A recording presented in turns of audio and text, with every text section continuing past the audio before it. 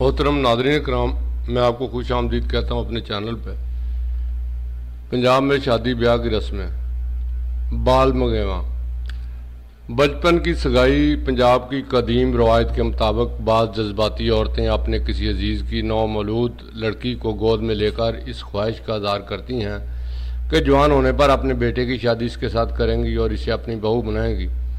अगर लड़की के वालिदैन भी रजामंद हो जाएं तो हाज़रीन में शरीनी तकसीम की जाती है, गोया बात पुख्ता हो गई और निस्बत करार पा गई। ऐसी रस्में बाद में बहुत सी खराबियों का पेशखामा साबित होती हैं, इसलिए आजकल मतरूक होती जाती हैं।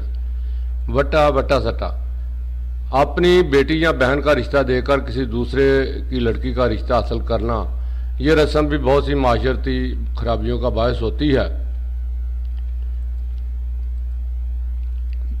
बिद, खुशक मेवाजात, मिठाई और मेहंदी वगैरह जो दुल्हा के वालिदैन बारात के साथ लेकर जाते हैं। दुल्हन के वारसीन डोली रुखसत होने के बाद ये चीज़ें अपनी बरादरी में तबर्रुक के तौर पर तकसीम कर देते हैं। बनना तीलियाँ, शादी की एक कदीम रस्म है। औरतें तिनकों के एक मुट्ठे पर छोटी सी टोकरी रखकर इसमें दिया जलाकर दुल्हा के सर पर बारती हैं, साथ साथ खुशी के गीत गाती हैं।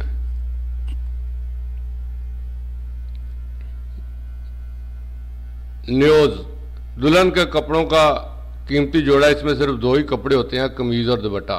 पुष्कारा मिलने, दुल्हन के बुजुर्गों और अजीजों का मिलकर बारात के इस्तकबाल के लिए जाना। और देहात में उमूमन बारात दिन ढले आती है और इसे तकिए में ठहराया जाता है, वहीं इनकी खातर तवाज़ा की जाती है। सूरज गुरूब होने के बाद जब रात की तारीकी मुसल्लत हो जाती है तो दुल्हन के बुजुर्ग और अजीज इकट्ठे होकर मशले हाथों में लिए रस्मी तौर पर बारात के इस्तकबाल के लिए जाते हैं। इधर से बाराती भी आगे बढ़ते हैं और दोनों ग्रोह एक दूसरे से कुछ फासले पर आमने सामने खड़े हो जाते हैं।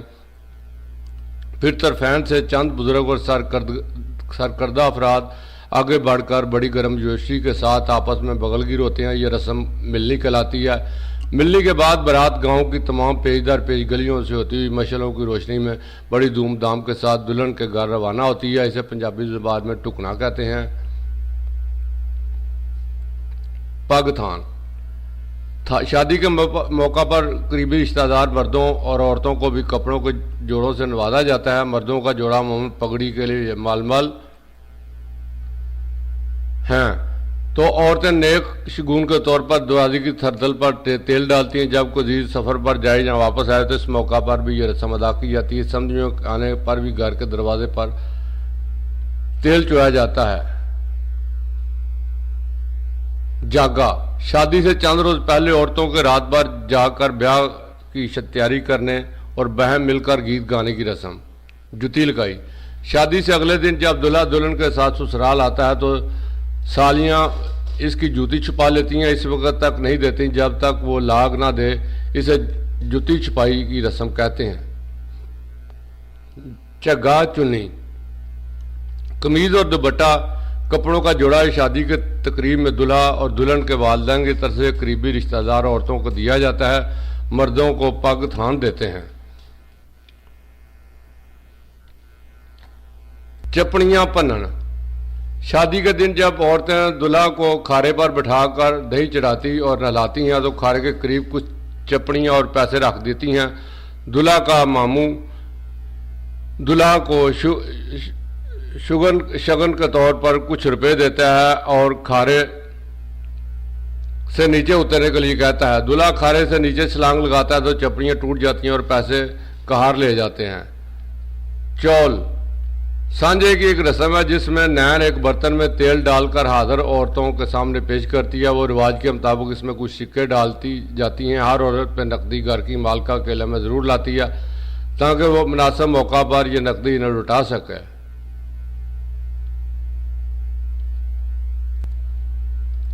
चीकू, एक किस्म का उपटना है जो हल्दी, मीठे तेल और जौ के आटे का मरकब होता है। दित दात, शादी के मौका पर जो कपड़े जेवर सामान माँ बाप की तरफ से लड़की को दिया जाता है जहेज। देहान राठाचारी, जब बारात दुल्हन के गांव में जाती है तो दुल्हा के लवाकिन कुछ मिठाई और रुपए अपनी बिरादरी की इन लड़कियों में तकसीम करते हैं जो दुल्हन के गांव में ब्याही होती हैं। डोह, दूल्हा का बरात लेकर दुल्हन को ब्याहने के लिए ससुराल जाना। टुकना, ढोलकी बजाना। शादी शुरू होते ही दूल्हा दुल्हन के यहाँ लड़कियां ढोलक लेकर बैठ जाती हैं और सारी सारी रात ढोलक पर गीत गाती रहती हैं। इस मौके पर मिठाई या चाय वगैरह से तवाज़ो करने का रिवाज है। बाद शरई लोग ढोलकी की मुखालफत करते हैं, मगर जवाब मिलता है साड़ी रस्म पुरानी असा ढोलकी बजाने।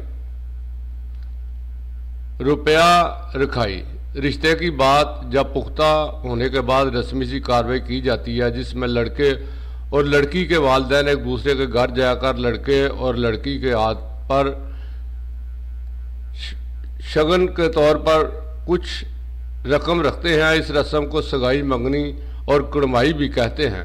इस मौका पर मेहमानों की तवाज़ा अमूमन दूध और मिठाई से की जाती है। याद रहे कि जब तक लड़की वाले रिश्ते की बात पक्की ना करें वो दुल्हा के अजीज़ों को दूध पेश नहीं करते, इसलिए मंगनी को दूध पिलाना भी कहते हैं। रोटी खुआन, ये रस्म मंगनी के बाद अदा की जाती है। लड़की के वालिदैन लड़के को अपने यहाँ मदऊ करते हैं।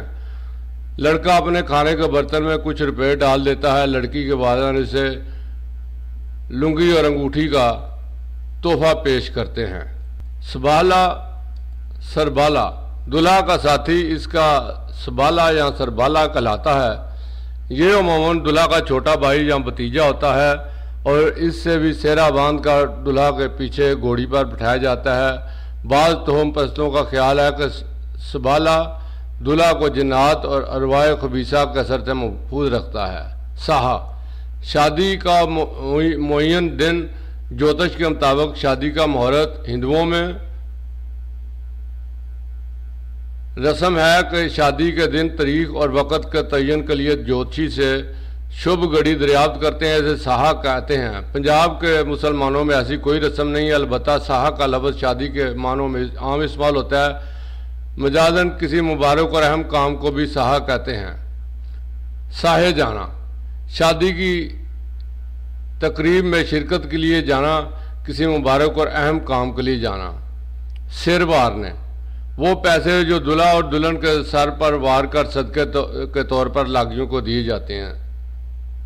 सगन, नजराना, नकद। मंगनी की रस्म, कुड़माई के वक़्त जो चीज़ें लड़की वालिदैन लड़के या लड़के के वालिदैन लड़की को देते हैं, शादी ब्याह के दौरान जो रस्में अदा की जाती हैं।